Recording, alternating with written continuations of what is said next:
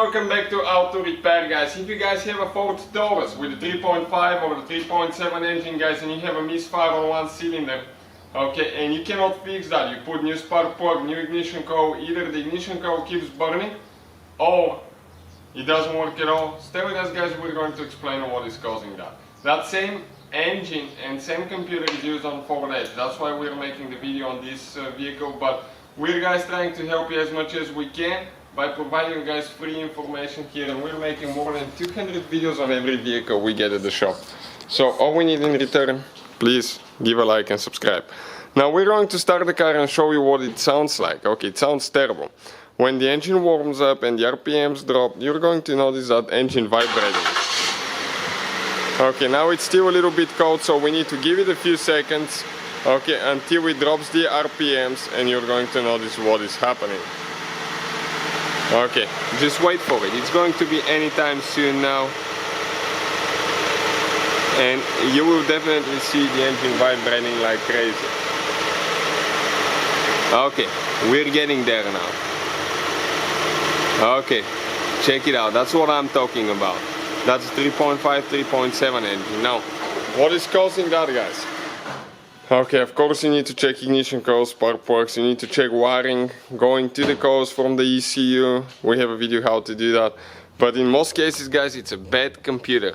Okay, there is a special driver module that controls the ignition coils in the ECU, in the engine computer, and if that module goes bad, what is happening? Okay, one of the ignition coils or more of the ignition coils, depending how bad it is, will quit working. That's what the case is with ours. Okay, the ignition coil on cylinder number 1 doesn't get any sparks. So we're going to take our computer off, guys. Stay with us. We'll remove it, show you how to remove it. Most cars will be about the same procedure, and we'll send it to the guy, see if he can fix it, put it together, and see if that takes care of the problem.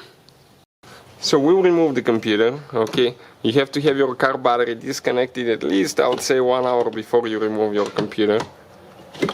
Okay, 3 connectors here. You just push that thing back, pull them out like that. Now we have, in our case, 2 nuts. Okay, 1, 2. Those are with a 10 millimeter socket that we need to remove, and after that we'll be able to pull it out.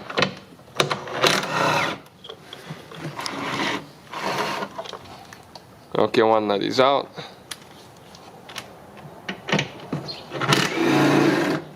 Second nut out. Grab it, pull it. It might be stuck a little bit because there is a metal plate inside that holds it down. So this is it, guys. We'll have it shipped, repaired, and see, hopefully that will fix our problem now. So we have the car battery, guys, disconnected. You have to do that. Now we received the package today with the computer, with the engine ECU right here. So let me show you. Okay, that's it. Hopefully, guys, they fixed it. It seems like they put silicone everywhere. That unit was open. What they said is that they replaced a coil driver inside. They said that most of the times you can fix that problem if you have a bad coil driver. In rare cases it will be burned really bad to the board and you will not be able to, but not very often. Now we'll go ahead, install it, and if they cannot fix it, I read that they will refund you most of the money. Get that nuts tight.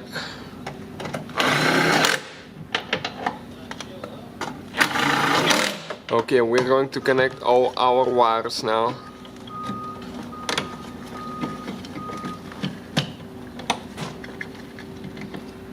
Next, guys, what we'll do, okay, we'll go ahead, connect our car battery, we'll go inside the vehicle, start it, and see if that will take care of our problem now.